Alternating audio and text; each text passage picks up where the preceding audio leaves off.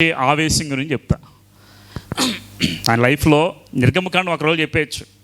కాకపోతే మోషే గొప్ప నాయకుడు కాబట్టి మోషే గురించి కొన్ని విషయాలు మనం కూలంకుషంగా జాగ్రత్తగా నేర్చుకోవాలని ఆశతో నేను ఒక్కొక్కటి డివైడ్ చేసి మీకు కొంచెం దాని గురించి కొంచెం స్టడీ చేసి మీకు తీసుకొస్తున్నాను. కాబట్టి మీరు అంతా వినేస్తున్నారు. వినేసిన తర్వాత నెక్స్ట్ వీక్ వచ్చిన తర్వాత ఏం చెప్పండి అంటే మోషే గురించి అని సింపుల్గా చెప్పేస్తున్నారు.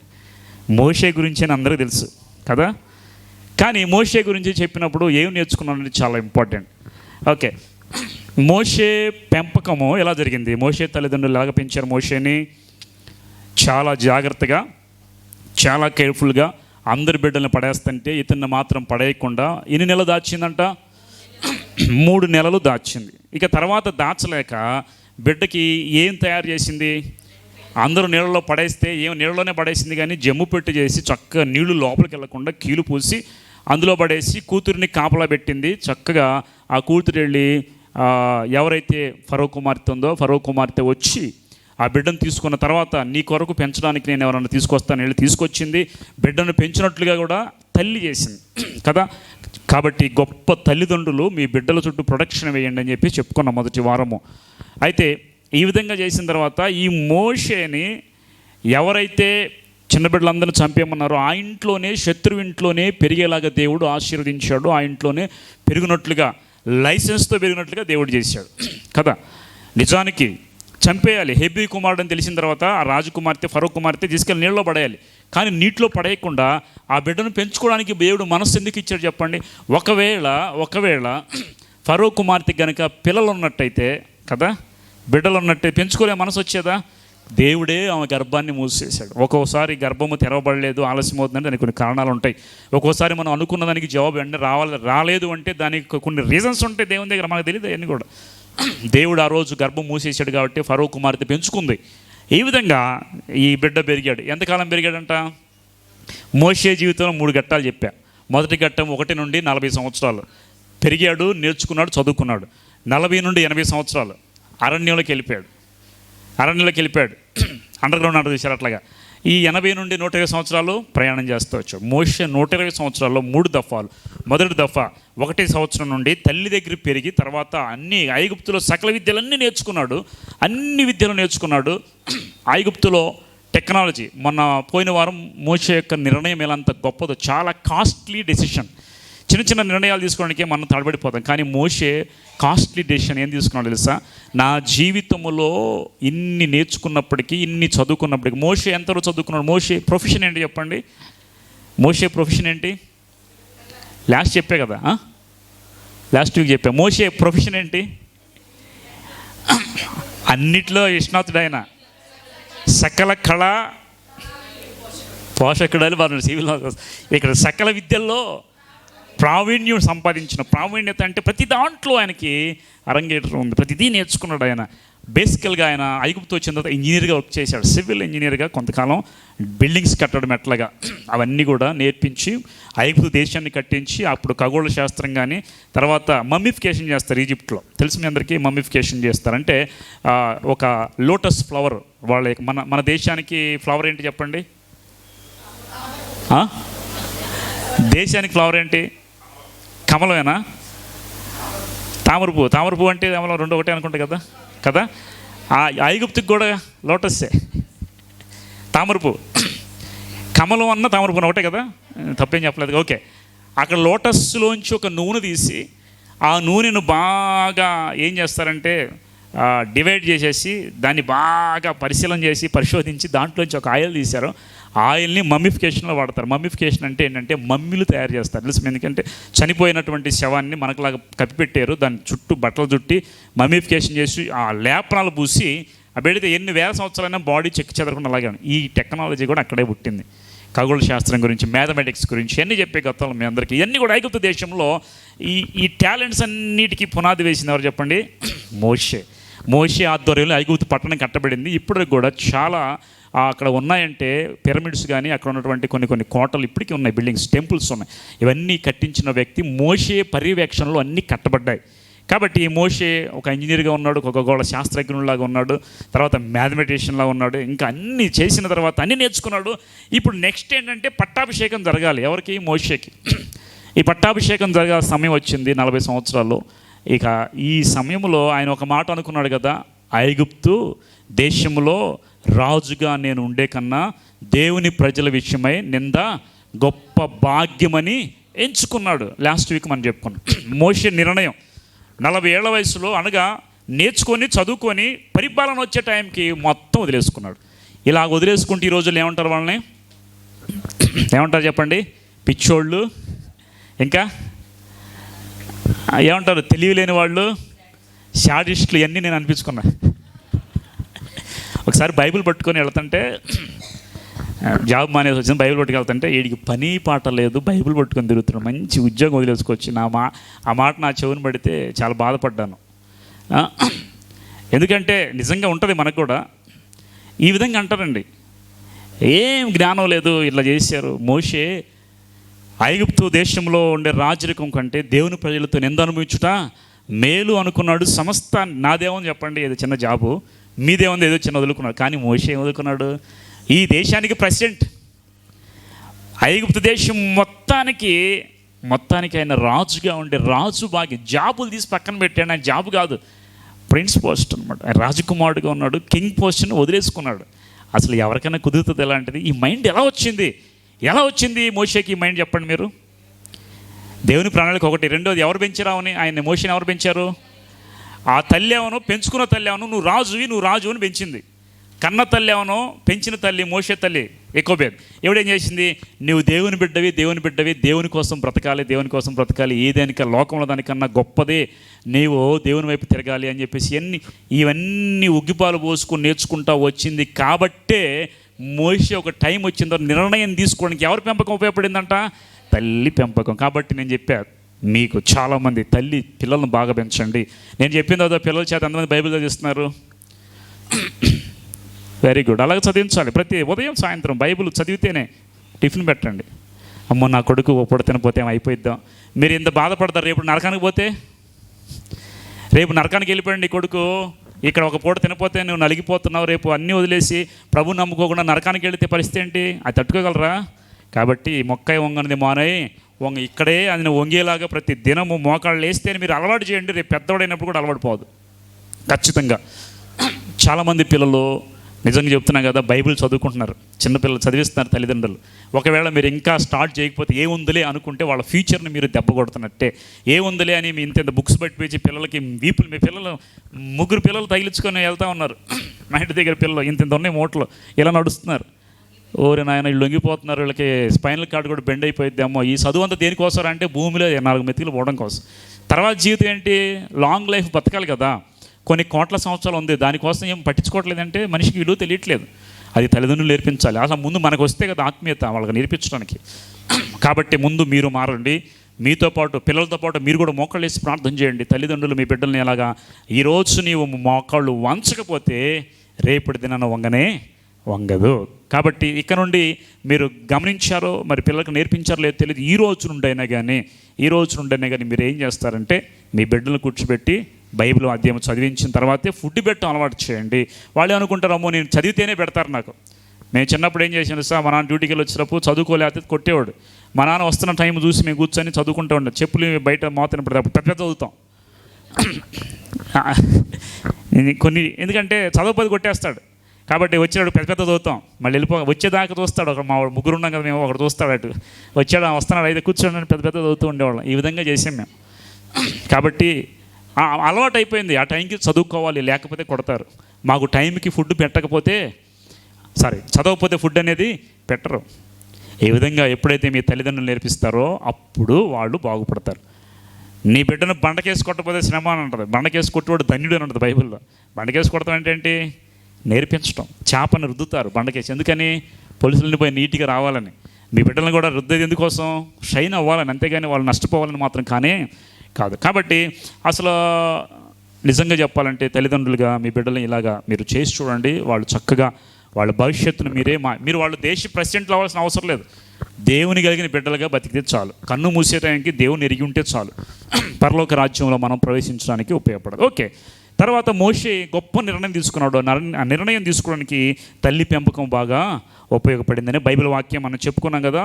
ఆ తర్వాత ఈరోజు మోషే యొక్క ఆవేశం అనే దాని గురించి ఆయనకు ఒక షార్ట్ టెంపర్ ఉంది. నేను ఒక విషయం చెప్తానండి. మోషే దేనికోసం అన్నీ వదులుకున్నాడు? మోషే అన్నీ ఎందుకు వదిలేశాడు? రాజరికం వదిలేశాడు, ప్యాలెస్ వదిలేశాడు, చదువులన్నీ వదిలేశాడు. అక్కడ నుండి వచ్చేసి నా బిడ్డలతో నిందపడతాం బెటర్ అనుకున్నాడు, వచ్చేసాడు. దేనికోసం చెప్పండి? తన ప్రజలను రక్షించాలని, బానిసత్వం నుండి విడిపించాలని ఆశతో వచ్చాడు. కానీ వినండి జాగ్రత్తగా, ఎంత ఆశతో వచ్చాడో అంత డిసప్పాయింట్ అయిపోయారు.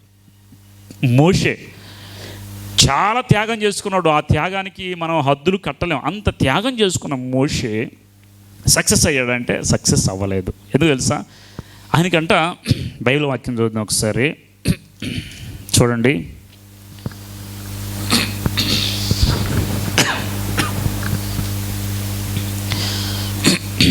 మోషే ఏం చేశాడు అంటే, నిర్గమకాండము 2వ అధ్యాయము 11 నుండి చూడండి. ఆ దినములలో మోషే పెద్దవాడే తన జనుల యొద్దకు పోయి వారి భారములను చూచెను. అప్పుడు అతడు జనులలో ఒకడు హెబ్రీను ఒక ఐగుప్తుని కొట్టగా చూచెను. అటు ఇటు తిరిగి చూచి ఎవడునూ లేకపోగా ఆ ఐగుప్తీయును చంపి ఇసుకలో వానిని కప్పిపెట్టెను. మరునాడు బయట నడిచి వెళ్ళుచుండగా హెబ్రీలైన మనుషులిద్దరూ పోట్లాడుచుండిరి. అప్పుడు అతడు అన్యాయం చేసిన వాడిని చూచి, నీవేళ నీ పొరుగు వాని కొట్టుచున్నావని అడుగగా, అతడు, మా మీద నిన్ను అధికారినిగానో తీర్పరినిగానో నియమించిన వాడెవడు? నీవు ఆ ఐగుప్తీయును చంపినట్లు నన్ను చంపవని అనుకొనుచున్నావా అని అనేను. అందుకు మోషే నిశ్చయంగా ఈ సంగతి బయలుపడి అనుకొని భయపడి. చాలు వినండి, ఇక్కడ మీకేమైనా అర్థమైంది? ఇక్కడ మీకు తెలుసు, మీకు కొంతవరకు అర్థమైంది. ఇప్పుడు మోషే ఏం చేశాడంటే, అన్నీ విడిచిపెట్టుకొని నింద పొందుదాం ప్రజలతో అని రాజరికాన్ని, తన ఉద్యోగాన్ని, ప్యాలెస్ను, ఉన్న సకల సౌకర్యాలు వదిలేసుకొని ఇప్పుడు ఆయన ప్రజల్లో కలిసిన తర్వాత అప్పుడు ఏం జరిగిందంట, వారిలో ఒకడు ఏం చేశాడంటే, పెద్దవాడైనప్పుడు తన జనులలో ఒకడు ఒక హెబ్రీని ఒక ఐగుప్తిని కొట్టగా, హెబ్రీను అంటే హెబ్రీలు అంటే మోషే కూడా హైబ్రిడే కదా, ఆయన సొంత జనాంగంలో ఒక వ్యక్తిని ఐగుప్తీయుడు కొట్టాడు. కొట్టిన తర్వాత ఈయన ఏం చేశాడంట, తన జనుల యొద్దకు పోయి వారి భారం చూశాడు కదా, ఐగుప్తిని కొట్టగా చూచిన అతడు అటు ఇటు తిరిగి చూచి ఎవడు లేకపోగా ఆ ఐగుప్తిని చంపి ఇసుకలో వానిని కప్పిపెట్టాడు. ఏం చేశాడు? నా ప్రజలను నువ్వు కొడతావా అని చెప్పేసి వెంటనే నిర్ణయం తీసుకున్నాడు. నిర్ణయం తీసుకొని వాడు చంపేశాడు, కొట్టి చంపాడు. ఎవరిని చంపాడు? ఐగుప్తిని. అంటే ఇప్పుడు చూడండి, బానిసలుగా బానిసలుగా చేపిస్తున్నారు. బానిసల్ని ఒక అధికారి ఐగుప్తుడు కొడితే వాడు అటు ఇటు చూసి మోషే వాడిని కొట్టి ఒక్క దెబ్బతో చచ్చిపోయాడు. మోషే చాలా బలాఢ్యుడు, సకల శాస్త్రాలు నేర్చుకున్నాడు కదా, అలాగే ఆయన దేహం కూడా చాలా దారుఢ్యమైంది, బలం కలిగినవాడు మోషే. ఈ మోషే ఒక్క దెబ్బ కొడితే అడ్డం పడిపోయాడు హెబ్రీయుడు, ఆయన చంపేశాడు. ఎందుకని? ఈయనకి బాగా కోపం వచ్చి, ఇప్పుడు నీకు ఎవరైనా బాగా నిన్ను ఎవరైనా హింస పెడుతుంటే, నీకు ఎవరైనా వచ్చి బాగా చెప్పారనుకో, మీకేమొస్తుంది చెప్పండి? కోపము వెంటనే కట్టలు ఎంచుకొని వచ్చేస్తుంది. ఎవరైనా ఏదైనా చెప్పగానే మనం చెప్పుడు మాట వినగానే ఏమో తెలుసా, వెంటనే అది నిజమో వాస్తవం మనకు అనవసరం, పట్టించుకో. విన్న మాటను బట్టి ఇంతనే కోపం, అది అబద్ధం నిజం గ్రహించగానే వెంటనే కోపం వచ్చేస్తుంది. ఆ కోపంలోనే ఈ మోషే ఏం చేశాడంటే, హెబ్రీని ఒక దెబ్బ కూడా చచ్చిపోయి ఇసుకలో కప్పెట్టాడు. అటు ఇటు చూశాడంట, అటు ఇటు ఎవడు చూడలేదు కదా, కాబట్టి మోషే ఏం చేశాడు, చంపేద్దాం ఎవడు తెలియదు అనుకుని కప్పెట్టేశాడు. ఇక్కడ మనం చాలా విషయాలు నేర్చుకోవాలి. మోషే చేసిన తప్పు ఏంటంటే, కోపంలో వాడిని చంపడం వల్ల నా ప్రజలకు రక్షణ వస్తుంది అంటే తన బలాన్ని నమ్ముకున్నాడు, తన కోపంతో రగిలిపోయాడు. ఏదో సొంత నిర్ణయం తీసుకొని సొంత ఆలోచన డిపెండ్ అయిపోయి వాళ్ళని రక్షిద్దాం అనుకున్నాడు. కానీ అది ఏమైపోయిందంట, బెడిసి కొట్టేసింది. వినండి జాగ్రత్తగా. ఇప్పుడు మనం ఏం నేర్చుకోవాలి దీన్ని బట్టి అంటే, నీకు మంచి చేయాలని ఆశ ఉండొచ్చు, దేవుని కోసం జీవించాలని ఆశ ఉండొచ్చు. కోపంలో తీసుకున్న నిర్ణయాలు దేవుని చిత్తాన్ని ఎప్పుడు నెరవేర్చవు. మనం ఆత్మీయ పాఠం నేర్చుకోవాల్సిన విషయం ఈరోజు ఏంటంటే, మోషే అన్నీ విడిచిపెట్టుకొని వచ్చాడు కానీ కోపంలో నిర్ణయం తీసుకున్నాడు. కాబట్టి ఆయన ఏం చేశాడు తెలుసా? తర్వాత చూస్తే మనకు అర్థమవుతుంది, చంపేశాడు మనిషిని. మోషే ఎలాంటి వాడంటే కోపిష్టి. ఎందుకు కోపం వచ్చిందంటే, నిజం కోపం రావడం సహజమే కదా. 430 సంవత్సరాల నుండి బానిసలుగా చూస్తూ ఉంటే వాళ్ళందరినీ కూడా ఆ 430 సంవత్సరాలు ఎంతో బాధపడి ఇబ్బంది పడిన ఆ బానిసలను విడిపించాలని ఒక్కసారి ఆయన కోపాన్ని మొత్తం ఎలగెక్కితే వెంటనే హెబ్రీయుడు చచ్చిపోయాడు. అటు చూసి కప్పెట్టాడు. ఇక్కడ మనం ఒక విషయం జ్ఞాపకం చేసుకోవాలి. అటు ఇటు చూసి పాపం చేశాడు, కప్పెట్టాడు, ఎవరు చూడలేదు అనుకున్నాడు. కానీ ఎన్ని రోజులకి బయటపడింది అది? ఎన్ని రోజులకి బయటపడిందంట? రెండో రోజు ఏం జరిగింది చూడండి. అప్పుడు అతడు మరునాడు, రెండో రోజు 13వ వచనం, మరునాడు అతడు బయట నడిచి వెళ్ళుచుండగా హెబ్రీలైన మనుషులు ఎవరెవరు పోట్లాడుతున్నారు? హెబ్రీలు ఎవరు? వాళ్ళు సేమ్ సొంత మనుషులు. ఇందాకేమో శత్రువు మన సొంత మనిషికి గొడవాడితే శత్రువుని చంపేది. ఇప్పుడు సొంత వాళ్ళే గొడవాడుతున్నారంట. మా హెబ్రీలైన మనుషులు దగ్గర పోట్లాడుచున్నప్పుడు అతడు అన్యాయము చేసిన వాడిని చూచి, నీవు నీ పొరుగు వాడిని కొట్టుచున్నావు అని అడుగుగా అతడు, మా మీద నిన్ను అధికారిగా తీర్పుగా నియమించిన వాడు ఎవడు? నీవు ఆ ఐగుప్తిని చంపినట్లు నన్నును చంపవాలని అనుకొనుచున్నావా అని. అందుకు మోషే అనుకున్నాడు, నిశ్చయం ఈ సంగతి బయలుపడిన అనుకొని భయపడి. మోషే తప్పు చేసేటప్పుడు, చంపేటప్పుడు ఏం చేశాడు చెప్పండి? అటు ఇటు చూశాడు, ఎవరు చూడలేదుగా, చేశాడు, తప్పు చేశాడు. కానీ విషయం బయటికి ఎలా వచ్చింది? ఆ హెబ్రీయుడు ఈ హెబ్రీయుడు వేరేమో. అతను ఇతనే ఒకటా? ఇద్దరు వేరా? ఇద్దరు ఒకటేనా? లేకపోతే ఎలా బయటకు వచ్చింది? ఒక హెబ్రీయుడు ఈయన ఏం చేశారంటే, ఆ హెబ్రీయుడు ముందు ఒక హెబ్రీయుడు ముందు చంపాడు కదా, ఆ హెబ్రీయుడు వచ్చి వీడికి చెప్పుంటాడు. ఒక రైట్లోనే అంత ఏమైపోయింది, మొత్తం స్ప్రెడ్ అయిపోయింది. ఉదయానికి వచ్చి హెబ్రీయుడు చదువుకొని వచ్చి వీడిని కొడతా ఉంటే, ఎందుకు నువ్వు వాడిని కొడుతున్నావు అని ఇద్దరి మీద తీర్పు తెచ్చిపోతే, ఏంటి నా మీద అధికారిగా నియమించినవాడు ఎవడో నిన్ను, కాబట్టి నీకు మా మీద అధికారం లేనే లేదు అని చెప్పేసరికి, ఆ ఐగుప్తుని చంపినట్టు నన్ను చంపాలనుకుంటున్నావు అనేసరికి వెంటనే స్టన్ అయిపోయాడు మోషే.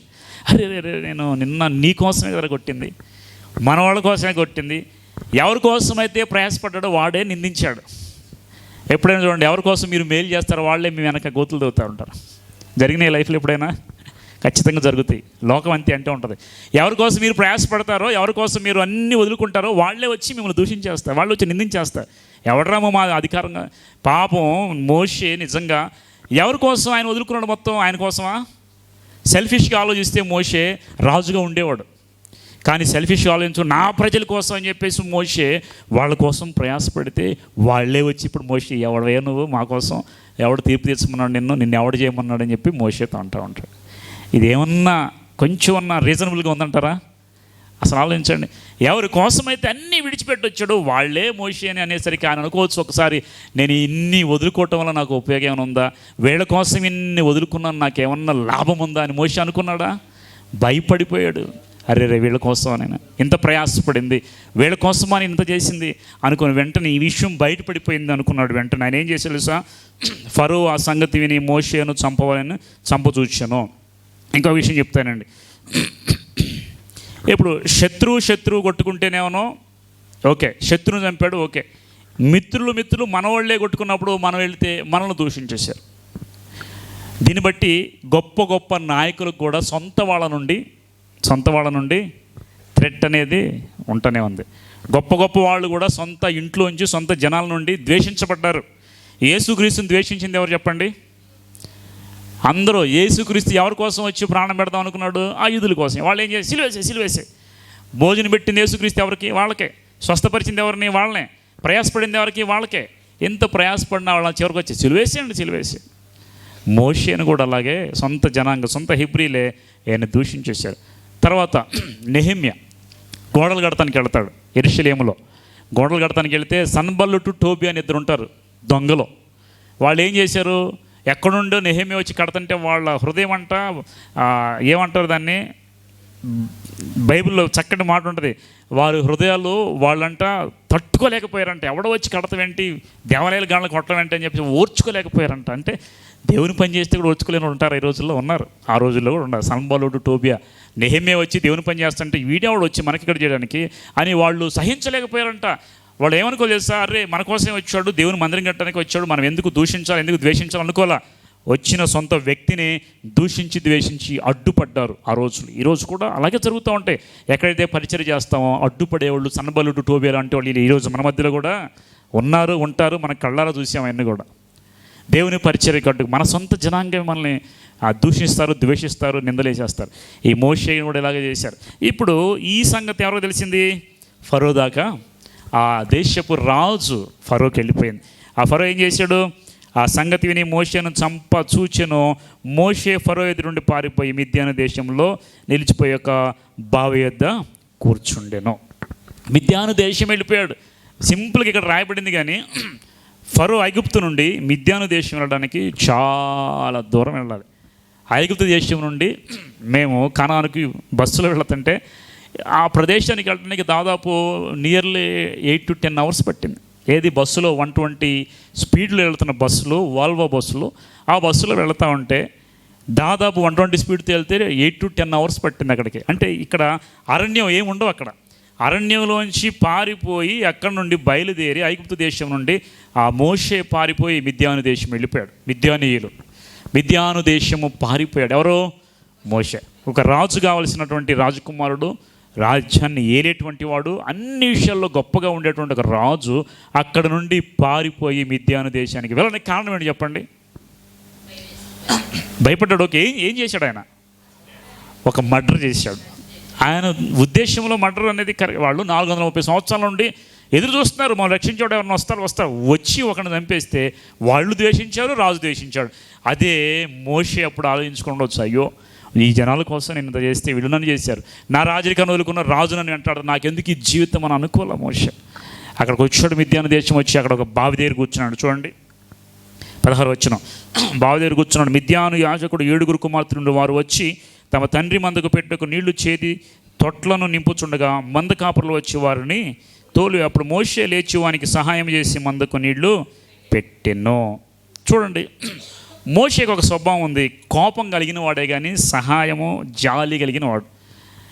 మోషే సహాయం చేసేవాడు, ఎదుటి వ్యక్తి గురించి ఆలోచించేవాడు. కాబట్టి మరలా అక్కడ అనవసరమైన పోట్లాట్లు నేను తల ఉంచుకొని అక్కడికి వచ్చేసి నేను వాళ్ళ చేత మాటలు అనిపించుకొని ఇక్కడ దాకా వచ్చాను. ఇప్పుడు ఈ బావి దగ్గర ఎవరిదో మనకు తెలియదు. మిద్యాను దేశంలో బావి దగ్గర గొడవ జరుగుతుంది. హిత్తులో కుమార్తెలు వచ్చి నీళ్ళు పట్టుకుంటే వేరే వాళ్ళు వచ్చి వాళ్ళ మీద దాడి చేసి నీళ్ళు పట్టుకొని చేస్తే మోషే లేచి వాళ్ళని ఎదిరించి దండించి వీళ్ళకి నీళ్ళు పెట్టుకొని చేస్తాడు. మోషే ఆలోచించవచ్చు కదా, నాది కానీ దాంట్లో నేను ఏళ్ళు పెట్టి ఎందుకు ఎడదా తెచ్చుకున్నాను, మరలా ఇక్కడ కూడా నేను ఇక్కడ గెలుక్కుంటే నన్ను కూడా ఇక్కడ చేస్తారు అనుకున్నాడు మోషే. మంచివాడు ఆయన, నాయకుడు. ఏం తెలుసు, ఎదుటి వాళ్ళ కష్టాన్ని చూడలేనివాడు. కాబట్టే మరలా అక్కడ కూడా వారితో పోట్లాడి వాళ్ళకి నీళ్ళు ఇస్తే ఈ మంచితనాన్ని బట్టి మిద్యాను దేశంలో ఆయనకి స్థలం దొరికింది ఉండడానికి, నివాసం. ఇది సెకండ్ హాఫ్. ఇది ఫస్ట్ హాఫ్లోనంతా 40 years నేర్చుకున్నాడు. సెకండ్ హాఫ్ 40 years మిద్యాను దేశంలోనే జీవించాడు. మిద్యాను దేశం అంతా అరణ్యము, ఎడారి ప్రాంతము. ఈత్రో అనేటువంటి ఆయన 7 కుమార్తెలు ఉన్నారు. ఈత్రో కుమార్తెలలో ఒక కుమార్తె. మోషే భార్య పేరేంటి? సిప్పోరా. చూడండి, ఈ దేశంలో మోషే మంచితనాన్ని బట్టి రాగానే దేవుడు ఏం చేశాడంట? షెల్టర్ ఏర్పాటు. ఒక విషయం గుర్తుపెట్టుకోండి, నేను ఎంత మంచి చేసినా, ఎంతకాలం మంచిగా ఉన్నా కానీ నాకు ఏ మంచి జరగట్లేదు అని మీరు అనుకుంటున్నారా? అలా ఉండొద్దు ఎప్పుడు కూడా. ఎందుకంటే నీకు మంచి జరిగినా జరగకపోయినా నీకు ప్రతిఫలం ఇచ్చేది ఎవరు? దేవుడు. కాబట్టి నీలో ఉన్న మంచితనాన్ని, జాలిని చూపించడం ఎప్పుడు మానొద్దు. నేను మంచి చేసినా కానీ నాకు కీడు జరుగుతుందని మీరు చాలామంది ఏం చేస్తారంటే ఆపేస్తారు. కానీ వాళ్ళు ఏమైపోతారంటే రెబల్స్ అయిపోతారు. నీకు మంచి చేయరు, కరుడు కట్టినటువంటి హృదయం కఠినమైపోయింది, ఇంక నేను చేయను అనుకుంటారు, కఠినత్వం వచ్చేస్తుంది. కానీ మోషే మోషేలో నాకు నచ్చిన అంశం ఏంటంటే ఇది ఒకటి. ఏసేపులో కూడా ఒక నచ్చిన అంశం ఏంటో తెలుసా? నేను ఎంత మంచి చేసిన, ఎంత బాగున్నా కానీ నన్ను ఈ విధంగా చేస్తున్నారా అని చెప్పేసి ఆయన కూడా బాధపడిపోయాడు. కానీ మంచి చేయటం మానలేదు, మేలు చేసాడు.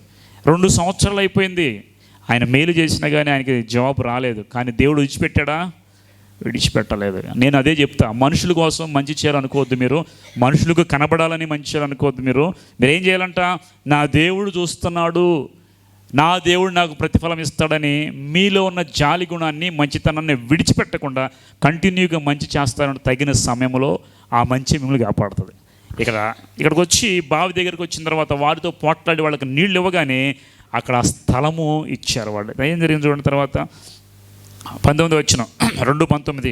అందుకు వారు ఐగుప్తీయుడు ఒకడు మందకాపరి చేతుల నుండి మమ్మల్ని తప్పించి వడిగా నీళ్లు చేది మన మందకు పెట్టిననగా అతడు తన కుమార్తెలతో ఎక్కడ ఆ మనిషిని ఎలా విడిచి వచ్చి తిరిగి భోజనం అతన్ని పిలుచుకుంటాడు. నేను మోషే ఆ మనుషునితో నివసించుటకు సమ్మతించను. అతడు తన కుమార్తె అయిన సిప్పోరాను మోషేకు ఇచ్చిన. ఆమె ఒక కుమారుని కనినప్పుడు మోషే, నేను అన్య దేశంలో పరదేశం ఉంటున్న వానికి గెర్షోము అని పేరు పెట్టాను. మిద్యానీయులు అంటే ఎవరు తెలుసా మీకు? మిద్యానీయులు ఎవరు చెప్పండి? మిద్యానీయులు ఎవరి సంతానము? చెప్పండి చెప్పండి. మిద్యానీయులు, మీరు బైబిల్ వాక్యం చూస్తే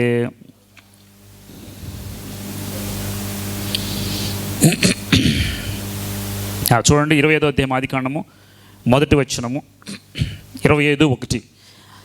ఆదికాండం 25వ అధ్యాయం 1వ వచనం. అబ్రహాము మరలా ఒక స్త్రీని వివాహము చేసుకునెను. ఆమె పేరేంటి?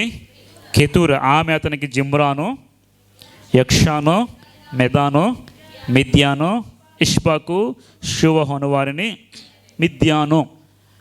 అబ్రహాముకి కెతూరాకి పుట్టిన కుమారుడు మిద్యానికి పుట్టిన వాళ్ళందరూ మిద్యాని. వీళ్ళందరూ కూడా ఆ దినాల్లో ఒక విధమైన అరబ్స్ అయిపోయారు వాళ్ళు. వినండి, ఇస్సాకు సంతానం అంతా వాగ్దాన సంతానం, యూదులు దేవుని బిడ్డలు అయిపోయారు. మిగతా వారి కుమార్తెలు అంతా కూడా మిద్యానీయులు లేదా ఇష్మాయిలీలు అందరూ కూడా అరబ్స్. ఇప్పుడు మోషే వివాహం చేసుకున్నటువంటి భార్య ఎవరంట? అరబ్బీయులు. ముస్లిం అనేది పుట్టింది ఎప్పుడు? దాదాపు ఎన్ని సంవత్సరాల ముందు పుట్టింది తెలుసా మీకు? ఎప్పుడు ఐడియా ఉంది మీకు? ఎప్పుడైనా మహమ్మద్ ప్రవక్త వచ్చినప్పటి నుండి కూడా ముస్లిమ్స్ అనే కమ్యూనిటీ ఏర్పడి, అంతకుముందు అరబ్స్, వీళ్ళంతా అరబ్బీలు వాళ్ళు కూడా పూజించేది యెహోవా దేవుణ్ణే. బొమ్మ తెలీదు, ఒక పేరు ఉండదు, ఒక అల్లాహ్ అని పిలుస్తారు వాళ్ళు. మీరు యూట్యూబ్లో చూడండి, యెహోవా దేవుడిని వాళ్ళు పిలిచేది అలాగే. వినండి జాతికి, ఇక్కడ మిద్యానీయులు అంటే ఎవరు? ఇప్పుడు అబ్రహాము సంతానమే. అర్థమవుతుంది మీ అందరికీ? ఇప్పుడు నిర్గమకాండంలోనే 2వ అధ్యాయం 1వ వచనం, లేవి వంశస్థుడు ఒకడు వెళ్ళి లేవి కుమార్తె వివాహము. లేవీయులు కూడా, లేవి అనే ఆయన ఎవరి సంతానము? లేవి ఎవరి కుమారుడు? యాకోబు సంతానము. వినండి జాతక, యాకోబు కుమారులు. యాకోబు ఎవరి సంతానము? ఇస్సాకు తండ్రి పేరేంటి? అటు తిరిగి ఇటు తిరిగి అబ్రహాము సంతానంలోంచి వివాహం చేసుకున్నాడు. గుర్తుపెట్టుకోండి మీరు అందరూ. మోషే వివాహం చేసుకున్నటువంటి 3వ అధ్యాయం 1వ వచనం, మోషే మిద్యాను యాజకుడైన ఈత్రోను తన మామ మందను మేపుతూ ఆ మందను అరణ్య మోతలకు తోలుకొని దేవుని పర్వతమైన హోరేబునకు వచ్చెను. వినండి జాగ్రత్తగా. ఇప్పుడు మోషే వివాహం చేసుకున్నాడు. ఆయన మామ పేరు ఈత్రో అనేది లండన్లో ఒక ఎయిర్పోర్ట్ ఉంది, పెద్ద ఎయిర్పోర్ట్, దాన్ని ఈత్రో అంటారు. నాదే ఈ పేరు పెట్టారు, ఏ పేరు తెలియదు, సేమ్ ఈక్వల్గానే ఉంటాయి. ఈ పేరు చూడండి, ఈత్రో అను తన మందను మేపుతున్నాడు. ఏ మందను మేపుతున్నాడంట? ఏ మందను మేపుతున్నారు చెప్పండి?